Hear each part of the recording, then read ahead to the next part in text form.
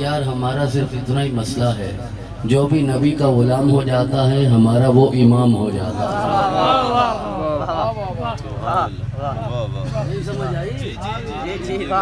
بس اب اس میں نہ لڑائی ہے نہ جھگڑا ہے، نہ کوئی علم ہے نہ روایت ہے، نہ اس میں کوئی تحقیق ہے نہ شعور ہے۔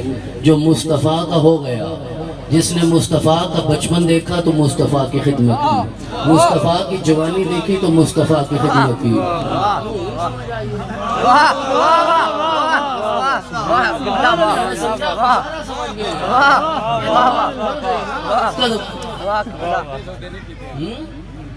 تو جس نے نبی کا نکاح پڑھایا تو نبی کی خدمت کی، نبی کا حق میں حق دیا تو نبی کی خدمت کی۔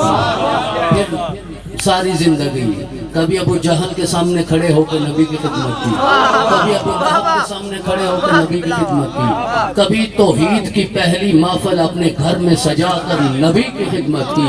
لہذا ہم اتنا ہی جانتے ہیں، جو جب جس زمانے میں نبی کا غلام ہو گیا وہ ہمیشہ کے لیے ہمارا امام ہو گیا۔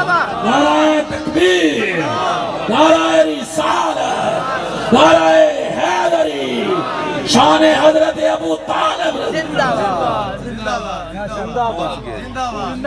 وَمَا أَرْسَلْنَاكَ إِلَّا رَحْمَةً لِلْعَالَمِينَ۔ یہ جملہ میرے ذہن میں آ گیا جب یہ حضرت آخری بات کر رہے تھے، تو آیت کریمہ میں نے تلاوت کی ہے کہ ہم نے نہیں بھیجا مگر یہ کہ آپ کو تمام جہانوں کے لیے رحمت بنا کر، تمام جہانوں کے لیے۔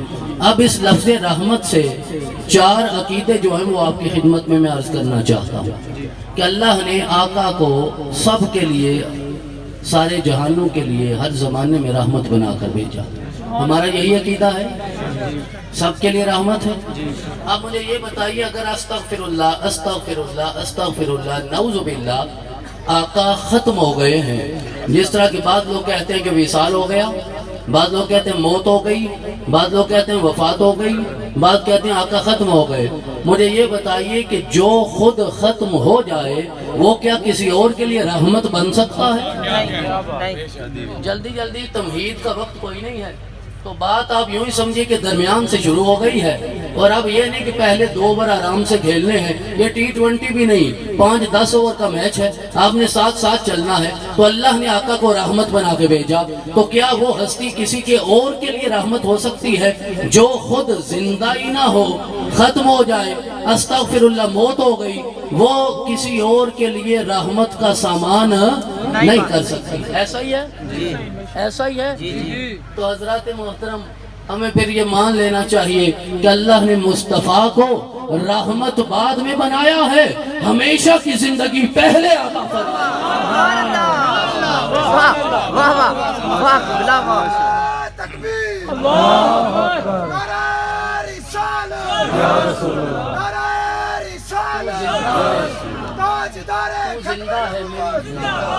تو زندہ ہے واللہ، تو زندہ ہے واللہ، تو زندہ ہے واللہ، میری چشم عالم سے چھپ جانے۔ تو ہمارا عقیدہ یہ ہے کہ آقا زندہ ہیں، اگر آقا زندہ نہ ہوتے تو رحمت نہ ہوتے، اگر رحمت ہیں تو زندہ ہیں، لہذا آقا کی رحمت سے میرا رب استفادہ اسے ہی فرمائے گا جو مصطفیٰ کو زندہ سمجھے گا، لہذا جس کا مصطفیٰ زندہ ہے رب اسے ہمیشہ کے لیے رحمت عطا فرماتے ہیں۔ حضرت یونس علیہ السلام کے حوالے سے قرآن یہ کہتا ہے کہ 40 روز مچھلی کے پیٹ میں زندہ رہے۔ یہ واقعہ سنا ہے آپ نے؟ سنا ہے نا؟ مچھلی کے پیٹ میں حضرت یونس علیہ السلام 40 روز تک زندہ رہے۔ وہ ہارون صاحب کہہ رہے تھے نا کہ میں اللہ کی بارگاہ میں عرض کرتا مولا، قرآن تو میرے مصطفیٰ کے لیے ہے، ملا تو نے موسیٰ کے کیوں ذکر کیا؟ تو قرآن میں اشارے ہیں، اگر موسیٰ کی عظمت ہے تو پھر محمد رسول اللہ کی عظمت کیا ہوگی؟ مولا قرآن تو میرے مصطفیٰ کے لیے ہے، مصطفیٰ کی زندگی کا تذکرہ نہیں کیا، یونس کی زندگی کو بیان کیا، تو جواب یہ آتا ہے کہ یاد رکھو، جو رب مچھلی کے پیٹ میں یونس کو زندہ رکھ سکتا ہے وہ گنبد خضرا میں محمد کو بھی زندہ رکھ سکتا ہے۔ تو زندہ ہے واللہ، تو زندہ ہے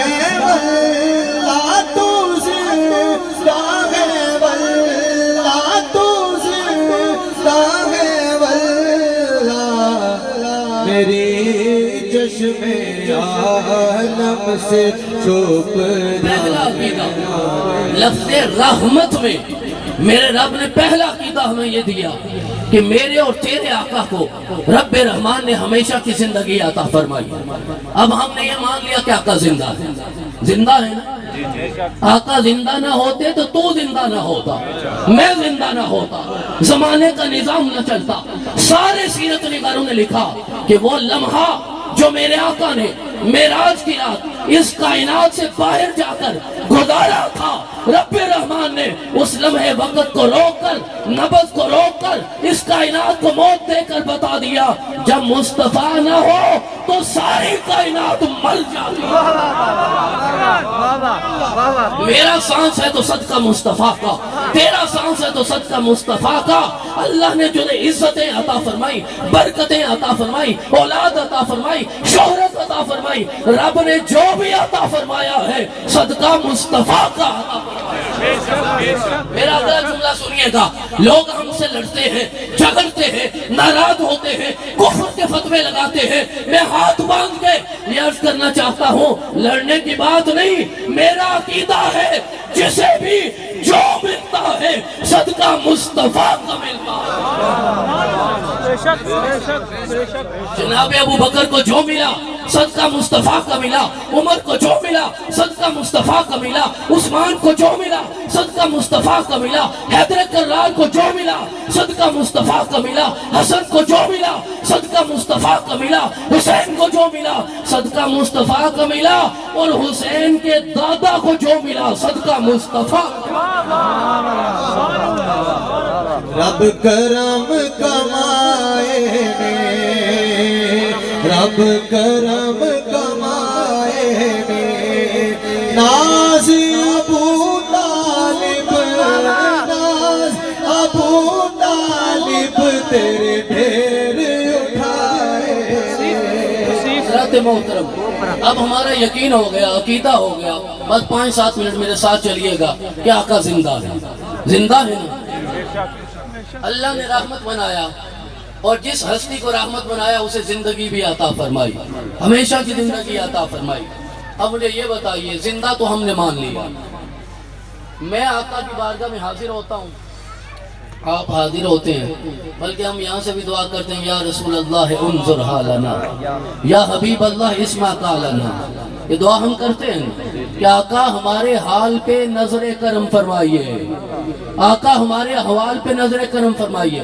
اب مجھے صرف اتنا بتائیے گا, آقا اگر میرے احوال جانتے نہ ہوں, میری حالت جانتے نہ ہوں, میری مشکلات جانتے نہ ہوں, میرے مسائل جانتے نہ ہوں, یہ جانتے ہی نہ ہوں کہ میرا مسئلہ کیا ہے, میرا حال کیا ہے, میری طبیعت کیا ہے, مزاج کیا ہے, اگر جانتے نہ ہوں گے تو آقا تیرے لیے رحمت نہیں بن سکتے. ایسا ہی ہے, زندہ تو ہے لیکن آقا کو پتہ ہی کوئی نہیں. آقا کو نہیں پتا میرے اندر کیا, آقا کو نہیں پتا آپ کا درد کیا ہے, آقا کو نہیں پتا آپ کی تکلیف کیا ہے, آقا کو نہیں پتا آپ کا مسئلہ کیا ہے. حل کیسے ہوگا؟ آپ کسی ڈاکٹر کے پاس جاتے ہیں نا, جب تک ڈاکٹر کو تشخیص نہ ہو دوائی دیتا ہے آپ کو, انجیکشن لگاتا ہے آپ کو. ایک ڈاکٹر ہے ملو کوکھر میں, وہ بیماری بعد میں پوچھتا ہے, ٹیکہ پہلے لگا دیتا ہے. وہ بیماری بعد میں پوچھتا ہے بیماری کیا تھی, ٹیکہ پہلے لگا دیتا ہے. لہذا طبیب کے لیے لازم ہے وہ تیرا مرض جانتا ہو, تیرے حال کا علم ہو. ایسا ہی ہے نا, آقا رحمت ہے, زندہ تو ہیں, لیکن دنیا یہ کہتی ہے اللہ نے انہیں علم غیبی عطا نہیں فرمایا. بات ہوتی ہے یا نہیں ہوتی؟ او یاد رکھو دنیا والو, قرآن نے کہا وما ارسلناک الا رحمتا للعالمین, ہم نے محمد الرسول اللہ کو بھیجا ہے تمام جہانوں کی طرف اور رحمت بنا کے بھیجا ہے. اگر مصطفیٰ کو رحمت مانتے ہو پھر یقین رکھو اللہ نے زندگی بھی عطا فرمائی ہے اور سارے علوم بھی عطا فرما دیے. اگر آقا کو علوم نہ ہو, علم ہی نہ ہو, آقا کو کیا پتا بلال کا مسئلہ کیا تھا, آقا کو کیا پتا روم سے آنے والے صہیب رومی کا مسئلہ کیا تھا؟ آقا کو کیا پتا فارس سے آنے والے سلمان کا مسئلہ کیا تھا؟ اگر یہ عقیدہ رکھو گے آقا تیرے لیے رحمت نہیں بنیں گے، رحمت تب بنیں گے جب یہ مانو اللہ نے اپنے سارے علوم محمد کو عطا فرما دیے۔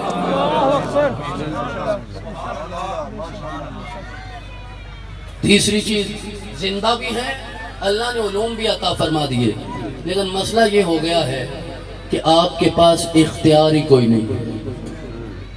زندہ ہے، جانتے ہیں میرا مسئلہ کیا ہے، آقا مسئلہ حل بھی کرنا چاہتے ہیں، اختیار ہی کوئی نہیں۔ کیا کریں گے پھر؟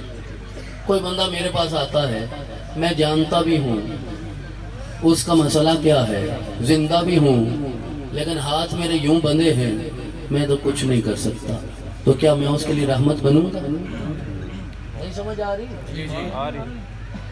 تو اس طرح میں رحمت بنوں گا؟ مجھے پتا مسئلہ کیا، میں کرنا چاہتا ہوں، کر نہیں سکتا، اختیار ہی کوئی نہیں۔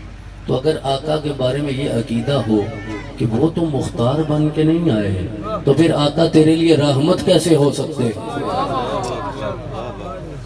رحمت ماننے والوں، رحمت تو ماننا پڑے گا بھائی۔ میرے کہنے پہ مانتے ہو، ہارون شاہ کے کہنے پہ مانتے ہو، کسی علامہ مولانا کے کہنے پہ مانتے ہو، کسی پیر فقیر کے کہنے پہ مانتے ہو، کسی محدث اور فقیر کے کہنے پہ مانتے ہو؟ نہیں، رب کائنات مصطفیٰ کو رحمت کہہ رہا۔ تو یا تو رب کا انکار کرو گے یا مانو گے اللہ نے رحمت بنا کے بھیجا ہے، تو پھر یہ یقین رکھنا ہوگا آقا رحمت ہے تو آقا زندہ ہے، آقا رحمت ہے اللہ نے علوم عطا فرمائے، آقا رحمت ہے تو اللہ نے مختار کل بنا دیا، مختار کل بنا دیا آقا، اللہ نے آقا کو مختار کل۔ ہارون صاحب، لوگ تو آقا کو مختار کل نہیں مانتے، میں تو اس ایک پتھر کو بھی جانتا ہوں جسے آقا نے زندگی میں ایک بار چوما، میرے رب نے اس پتھر کو مختار کل بنا دیا۔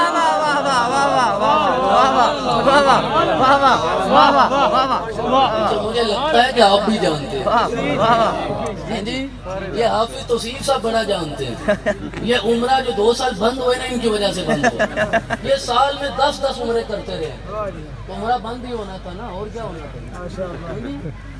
اور یہ حجر کو، حجر پتھر کو کہتے ہیں میرے بھائیو، حجر پتھر کو دنیا کی کوئی لغت دیکھ لیجئے، اسود کہتے ہیں جو اتنا سیاہ ہو، اتنا سیاہ ہو، اتنا سیاہ ہو جتنی کم از کم اس وقت باہر رات ہے، اتنا سیاہ ہو، وہ حجر اسود، وہ پتھر۔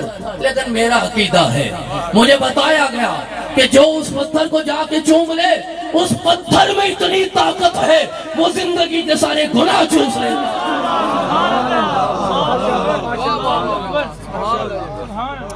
اور آپ کو میں بتاؤں وہ پتھر گناہ کیوں چوس لیتا ہے؟ ترمذی کی روایت ہے، خلیفہ ثانی نے کہا، حجر کو مخاطب کر کے کہا، میں تجھے اس لیے نہیں چوم رہا تو نفع نہیں دیتا یا نقصان نہیں دیتا، میرا مقصد صرف یہ ہے میری آنکھوں نے رسول اللہ کو تجھے چومتے ہوئے دیکھا۔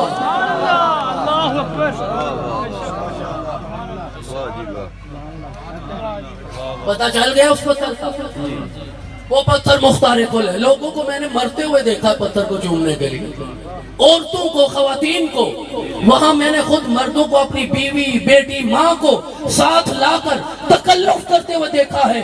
ایک بار اس پتھر کو چوم لیا جائے جس پتھر کی وجہ سے سارے گناہ معاف ہوتے ہیں۔ اور نادانوں، اگر مصطفیٰ ایک پتھر کو ایک بار چومے وہ پتھر اتنا مقدس ہو جاتا ہے، تو جس حسین کو مصطفیٰ روز چومتے ہوں گے وہ کتنا مقدس ہے۔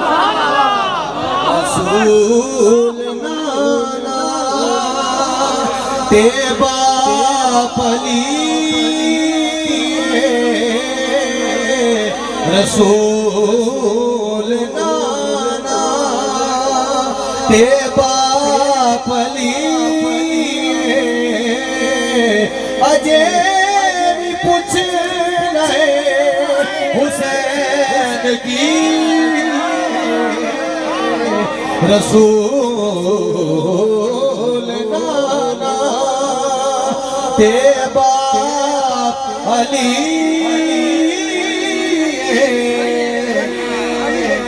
حسین دیما نبی دیدی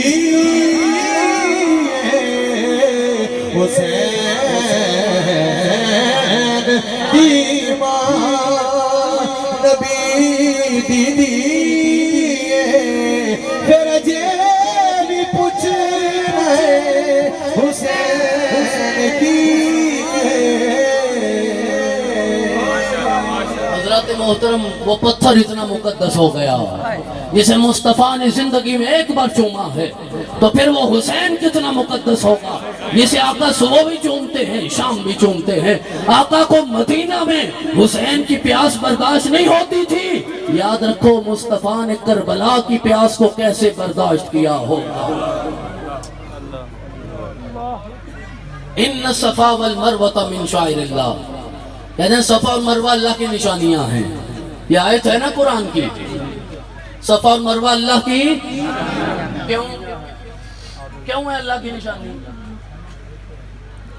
قرم صاحب کیوں ہے؟ حضرت حاجرہ کہتے ہیں حضرت حاجرہ ان پہاڑیوں پہ چلتی رہی تو حاجرہ کی نسبت سے اللہ نے ان پہاڑیوں کو اپنی نشانی بنا دیا۔ حاجرہ کون ہے؟ حاجرہ کون ہے؟ مجھے پتا آپ جواب دے رہے ہیں لیکن دور سے آواز نہیں آ رہی، جواب آپ کا ٹھیک ہے۔ کون ہے حاجرہ؟ ایک نبی کی بیوی ہے، دوسری نبی کی ماں ہے، خود تو نبیہ نہیں ہے، رسالت لے کر تو نہیں آئی، اللہ نے ولایت عطا فرمائی۔ قرآن پڑھنے والے قاریوں، حدیث پڑھانے والے محدثوں، او استاذوں، او علماء، او ذاکروں، قرآن سمجھو کیا کہہ رہا ہے۔ قرآن کہہ رہا ہے جہاں ولایت کی نسبت ہو جائے وہ شاعر اللہ ہو جاتی ہے، تو جہاں نبوت کی نسبت ہو اس کا عالم۔ حاجرہ اللہ کی ولیہ، یہ جملہ جو سمجھے، میں نے وضاحت نہیں کری نہ کوئی اور کرے، یہ جملہ صرف سمجھیے اور میں توقع رکھتا ہوں بہت سارے لوگ میری بات کو سمجھے گئے۔ یار وہ پتھر اللہ کی نشانی ہے جہاں حاجرہ چلا کرتی تھی، وہ پتھر اللہ کی نشانی ہے جہاں حاجرہ چلا کرتی تھی۔ اگر وہ پتھر اللہ کی نشانی ہے جہاں حاجرہ چلتی تھی تو ان سینے کا عالم کیا ہوگا جہاں محمد چلا۔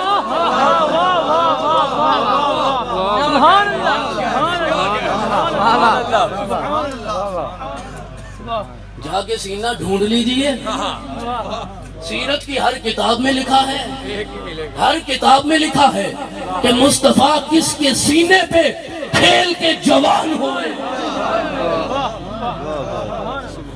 میں نے قرآن پڑھا ہے بھئی، قرآن اپنی بات نہیں کرتا، قرآن نے بتایا شاعر اللہ ہونے کے لیے صفا مروہ یہ ابتدائی کرائیٹیریا ہے، یہ انتہا نہیں۔ جہاں اسماعیل کی ماں چلے، جہاں اسماعیل کی ماں چلے وہ شاعر اللہ ہے، تو جہاں حسین کی ماں چلے اس کا۔ حسین جس دن آئے حسنین دیو مائے،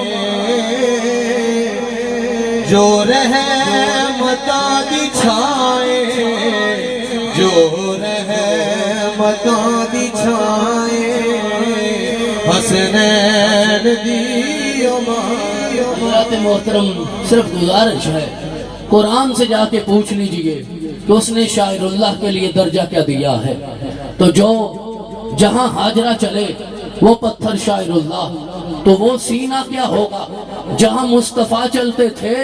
لیکن میرا اگلا سوال یہ ہے پھر اس ہستی کا عالم کیا ہے جو مصطفیٰ کے سینے پہ چلتا ہے؟ کون چلا ہے مصطفیٰ کے سینے پہ؟ جاؤ جا کے بخاری پڑھو، جاؤ جا کے مسلم پڑھو، جاؤ جا کے ترمذی پڑھو، جاؤ جا کے ابن ماجہ پڑھو، جاؤ جا کے ابو داؤد کو پڑھو، جاؤ جا کے امام نسائی کو پڑھو۔ اور آج عرض کروں گا جا کے نسائی کو پڑھو، نسائی کی سنن بھی پڑھو، نسائی کی خصائص علی بھی پڑھو۔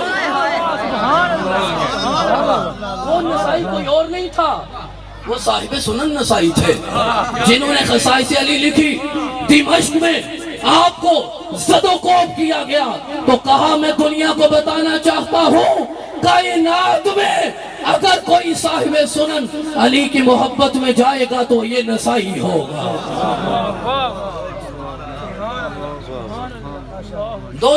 تین چیزیں ہمارے سامنے آ گئی کہ اگر آقا رحمت ہیں، اگر اس لیے کہہ رہا ہوں ان لوگوں کے لیے کہ جو آقا کو زندہ نہیں مانتے تو وہ فارغ ہیں رحمت سے، اگر آقا رحمت ہیں تو پھر زندہ ہیں، بلکہ یوں سمجھو اللہ نے رحمت بعد میں بنایا، زندہ پہلے رکھا، رحمت بعد میں بنایا، علوم پہلے عطا فرمائے، رحمت بعد میں بنایا، مختار کل پہلے بنا دیا۔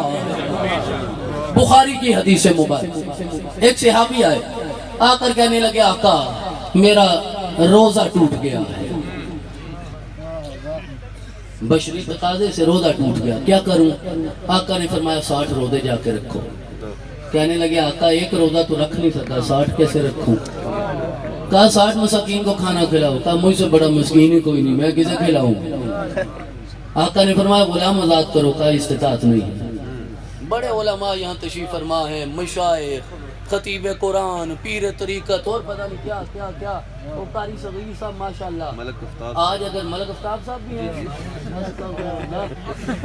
اچھا آج اگر کسی کا روزہ ٹوٹ جائے، وہ آگے کسی مولوی سے مفتی سے سوال کرے میں کیا کروں، وہ کہے گا یہ کفارہ ہے، بخاری کی حدیث ہے، 60 روزے رکھو، 60 مساکین کو کھانا کھلاؤ یا ایک غلام آزاد کرو۔ اگر وہ یہ کہے کہ میں ان میں سے کچھ نہیں کر سکتا تو مولوی صاحب کہیں گے اب میں تمہارے لیے کچھ نہیں کر سکتا، اس سے آگے کوئی نہیں جا سکتا۔ ایسا ہی ہے، ایسا ہی ہے، سارے علماء کا اتفاق ہے۔ صحابی نے کہا آقا روزے نہیں رکھ سکتا، صحابی نے کہا آقا میں 60 مساکین کو کھانا نہیں کھلا سکتا، صحابی نے کہا آقا میں غلام آزاد نہیں کر سکتا۔ اب میرے آقا کو چاہیے تھا ناراض ہوتے، آقا کو چاہیے تھا جھڑکتے، آقا کو چاہیے تھا ڈانٹتے، آقا کو چاہیے تھا ناراض ہوتے، ہوتا تو آقا اٹھتے، وہ صحابی کے منہ پہ تمانچہ مارتے، کہتے تم میری شریعت کا مذاق اڑا رہے ہو۔ آقا نے کچھ نہیں کیا، نماز کا وقت ہو گیا، مصلی امامت پہ کھڑے ہو گئے، نماز ختم ہوئی، ایک صحابی کھجوروں کا ٹوکرا لے کے آیا، رسول اللہ کے قدموں میں رکھا۔ آقا نے کہا کھجوروں کا ٹوکرا میں دیتا ہوں، مدینے کی بستی میں جا کے مسکینوں میں تقسیم کر دو، تیرا کفارہ ادا ہو جائے۔ بڑا اختیار نہیں اللہ نے دیا، بڑا اختیار نہیں دیا، نہیں ابھی آپ نے سنا ہی نہیں کہ اختیار ہے کیا۔ آقا نے کہا جاؤ مدینے کی بستی میں جا کے تقسیم کر دو، سر پہ ٹوکرا رکھا، 4 قدم چلا، پھر واپس آ گیا۔ آقا نے کہا اب کیا ہو گیا ہے؟ کہنے لگے آقا میں سوچ رہا تھا مدینے میں مسکین کون کون ہے، ہر بار نتیجہ نکلتا تھا مجھ سے بڑا مسکین ہی کوئی نہیں۔ اب تو آقا کو ناراض ہونا چاہیے تھا نا کہ شریعت کا اتنا مذاق، اتنی تضحیق، ناراض ہونا چاہیے تھا۔ لیکن راوی کہتا ہے آقا اس کی معصومانہ اس سوال کو سن کے اتنا مسکرائے، حتیٰ بدت نواجذہ، یہاں تک کہ آقا کی مبارک داڑیں بھی نظر آنے لگی۔ آقا نے پھر مسکرا کے کہا او میرے نبی کو مختار کل نہ ماننے والوں، یہ امام بخاری نے اپنی صحیح میں حدیث کو ذکر کیا ہے۔ پھر آقا نے مسکرا کے کہا جاؤ کھجوروں کا ٹوکرا میں دیتا ہوں، اپنے گھر لے جاؤ، خود کھاؤ، بیوی کو کھلاؤ، تیرا کفارہ ادا ہو۔ کیسے بتاؤں؟ انگلی کے اشارے پیڑ چلے، اعجاز سے پتھر بول اٹھے۔ حضرات محترم ماننا پڑے گا کہ اللہ نے اپنے سارے اختیار دے کر میرے محمد کو بھیجا ہے، سارے اختیار دے کر۔ وہ ہجرت میں سراقہ تھے نا پیچھے پیچھے نبی کو پکڑنے کے لیے، غلطی ہو گئی، آپ نے فرمایا جاؤ معاف کیا، پھر پلٹ آئے، پھر غلطی ہو گئی، جاؤ معاف کیا، تیسری بار غلطی ہو گئی۔ یار دربار رسالت کا اصول ہی بڑا عجیب ہے، ہمارے ہاں ایک بار غلطی ہو تو ہم بڑے دل سے معاف کرتے ہیں، 2 بار غلطی ہو جائے تو دل بھی چھوٹا ہو جاتا ہے، تیسری بار غلطی ہو جائے تو ہم انتقام اور بدلہ لینے پہ آ جاتے ہیں۔ دربار رسالت کا اصول ہے، پہلی بار غلطی ہوئی صرف معاف فرمایا، دوسری بار غلطی ہوئی صرف معاف فرمایا، تیسری بار غلطی ہوئی کہا سراقہ مجھے اتنا نہ آزماؤ، اب میں صرف معاف نہیں کروں گا، ساتھ کسرا ایران کے کنکن بھی عطا فرماؤں۔ علومت نے یہ جملہ لکھا ہے، آپ فرماتے ہیں اس دربار کا اصول یہ ہے کہ یہاں جتنا جرم زیادہ ہوتا ہے اتنا ہی کرم زیادہ ہوتا ہے۔ کسرا ایران کے کنگن آؤ آؤ آقا کی بارگاہ میں عرض کریں، آقا ہم رات کے 1:30 بجے 1:35 پہ آپ کی محبت میں کوٹ میر حسین میں بیٹھے ہیں، یہاں آپ کی خدمت میں یہ عرض کرنا چاہتے ہیں آقا آپ نے تو خود سونا پہننا مرد پہ حرام کیا ہے، پھر سراقہ کیوں سونا پہننے کا؟ وقت گزر گیا، ہجرت ہو گئی، بدر ہو گئی، احد ہو گئی، خندق ہو گئی، حنین ہو گئی، مکہ فتح ہو گیا، حجت الوداع ہو گیا، آقا ظاہراً دنیا سے رخصت ہو گئے، جناب ابو بکر کا زمانہ گزر گیا، عمر کا زمانہ آیا، جب ایران فتح ہوا مال غنیمت آیا، خلیفہ ثانی مسجد نبوی میں کھڑے ہو کر مال غنیمت تقسیم کر رہے ہیں، آخر میں کنگن رہ گئے، آپ نے بلایا سراقہ کو، اپنے ہاتھ سے کنگن پہنائے، سراقہ کنگن پہن کر مدینہ کے بازار میں جا کر ہمیں ایک عقیدہ دیتا ہے، لوگوں یاد رکھو اللہ نے مصطفیٰ کو اتنے اختیار دے کر بھیجا ہے، مصطفیٰ جس کے لیے چاہے سونا حلال کر دے، جس کے لیے چاہے سونا حرام۔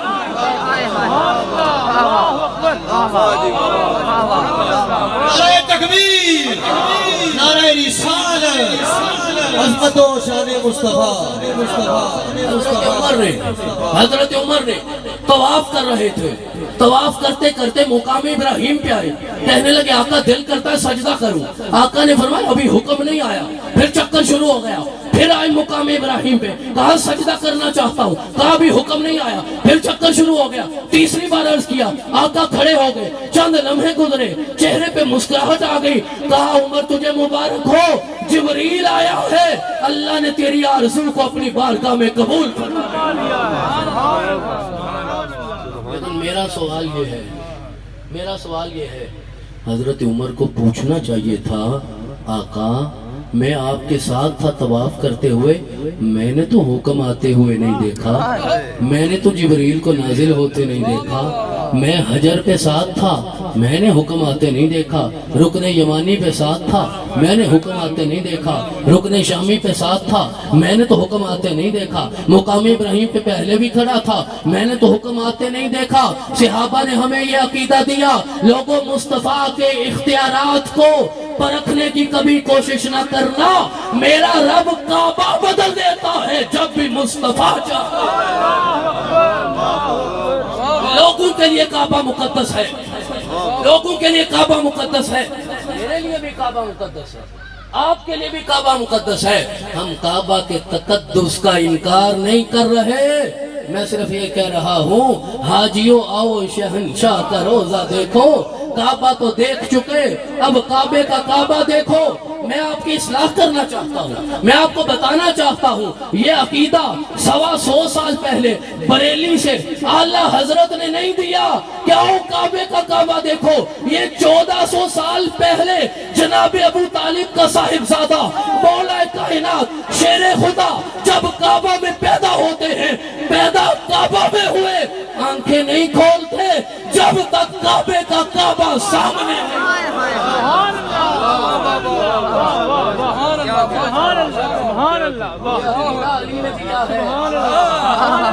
علی نے بتایا کعبے کا کعبہ کون ہوتا ہے۔ یہ اعلان نبوت سے 10 سال پہلے کی بات، پھر اعلان ہوا 10 سال بعد، پھر مزید 10 سال بعد عام الحزن آ گیا، جا کے پڑھو عام الحزن کیا، میں اب اس پہ بات نہیں کرتا۔ اس سے 3 سال بعد، اور جب عام الحزن ہوا نا جو غم کا سال تھا، وہی سال تھا 63 برس میں جب اللہ نے مصطفیٰ کو معراج عطا فرمایا۔ اور ہر مفسر نے لکھا ہے، ہر مفسر نے لکھا اصل میں اسی سال معراج اس لیے ہوا کہ آقا جب گھر سے باہر نکلتے تھے تو پتھروں کے سامنے ابو طالب کھڑے ہو جاتے تھے. آقا جب گھر آتے تھے تو ڈھارس خدیجہ بن جاتی تھی. یہ وہ سال آ گیا آقا باہر جاتے ہیں تو ابو طالب نہیں ہے, آقا گھر آتے ہیں تو خدیجہ نہیں ہے. آقا سر سجدے میں رکھ کے روتے ہی چلے جاتے ہیں. میرے رب نے اس لمحے بھلا کر اپنی بارگاہ میں دیدار عطا فرما کر کہا, میرے مصطفیٰ تیرے چہرے کی قسم ہے تجھے پریشان ہونے کی ضرورت نہیں, جب تک تو راضی نہیں ہوگا تیرا رب عطا ہی کرتا چلا جائے گا. تو آقا نے کہا, یہ بخاری کی حدیث, آقا نے کہا میں اس وقت تک راضی نہیں ہوں گا جب تک میرا آخری امتی بھی جنت میں نہ چلا جائے. میں اس وقت تک راضی نہیں ہوں گا. اور امتیوں جب تک تم سارے جنت میں نہ چلے گئے میرا مصطفیٰ رب سے راضی نہیں ہوگا. تو میں جنت میں جب تک نہ جاؤں تو مصطفیٰ راضی نہیں ہوگا, تو جب تک ابو طالب نہ جائے مصطفیٰ.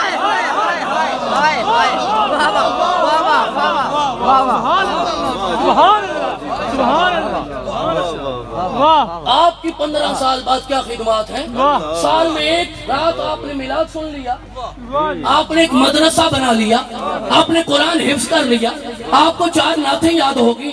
اور یار تم تو دین کا کھاتے ہو, میں تو دین کا کھاتا ہوں. ابو طالب وہ ہے جس نے سب کچھ دین پہ قربان کیا, قربان کر دیا. بے شک مولا کائنات نے آنکھ نہ کھولی. فاطمہ بنت اسد نے اٹھایا, کہا بھتیجے لگتا تو صحت مند ہے, آنکھیں نہیں کھول رہا. جیسے ہی آقا نے اٹھایا, علی نے آنکھیں کھول کے بتا دیا, زمانے والوں پیدا کعبے میں ہوا ہوں لیکن دیکھا کعبے کو نہیں, کعبے کے کعبے کو دیکھا. مجھے تو اہل بیت سے وہی عقائد نظر آتے ہیں جو بریلویوں کے عقیدے ہیں. وہی اہل بیت سے میں ہوں بریلویوں. آخری بات کی, اگر آقا رحمت ہیں جو کہ ہیں تو پھر زندہ بھی ہیں, پھر عالم الغیب بھی ہیں, پھر مختار کل بھی ہیں. اور آخری چیز آقا کی رحمت میں عقیدہ دیکھیے, آقا زندہ بھی ہیں, آقا کو سارے علوم بھی ہیں, آقا مختار کل بھی ہیں, لیکن آقا مجھ سے بہت دور ہیں. وہ بندہ جو بالکل آخری لائن میں بیٹھا ہے, کوئی بھی اسے اگر خدا نخواستہ اس وقت کوئی ضرورت پیش آ جائے اور اس کا مسئلہ میں حل کر سکتا ہوں, لیکن وہ مجھ سے بہت دور بیٹھا ہے, اسے ایک لمحے میں میری ضرورت پیش آئے گی, میں وہاں کیسے پہنچوں گا؟ اس کا مطلب ہے جو رحمت ہے اگر وہ دور ہو تو پھر رحمت نہیں.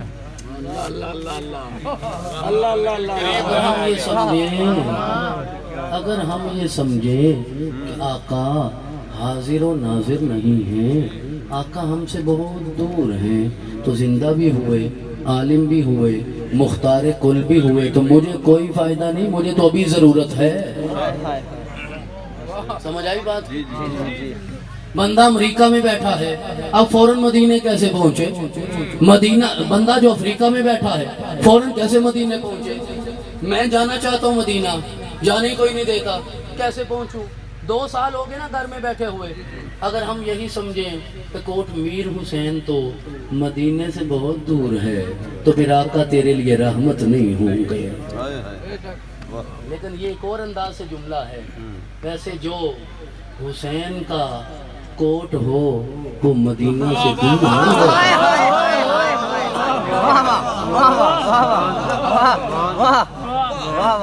کبھی اپنے گاؤں کے نام پہ تو غور کیا کریں, کتنے سعادت مند ہو.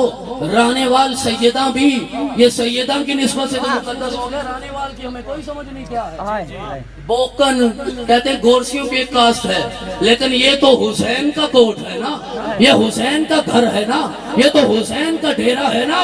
او کوٹ میر حسین والوں اور یہاں آنے والوں, تمہیں پریشان نہیں ہونا, جہاں حسین ہوتا ہے وہی مصطفیٰ ہوتا ہے.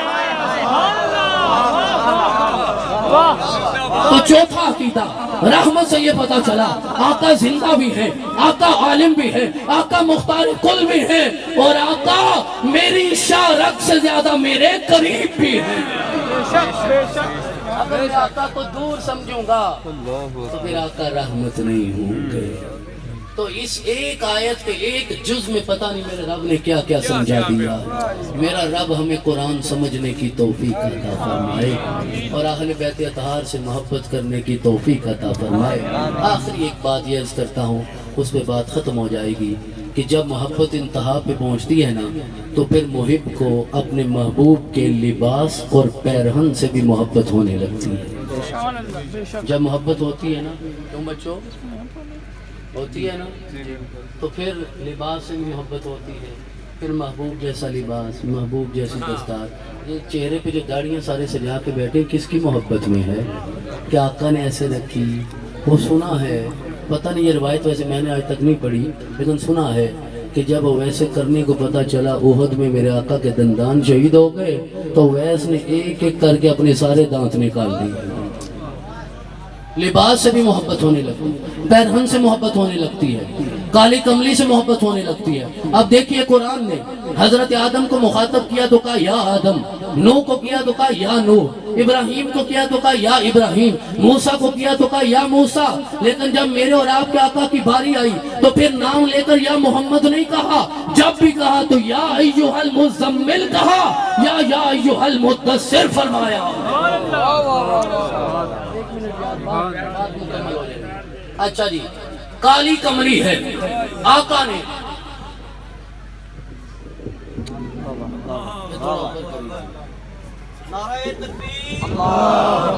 بس آخری جملے ہیں میرے، آخری جملے۔ آقا کی کالی کملی سے میرے خدا کو محبت ہے، ایسا ہی ہے۔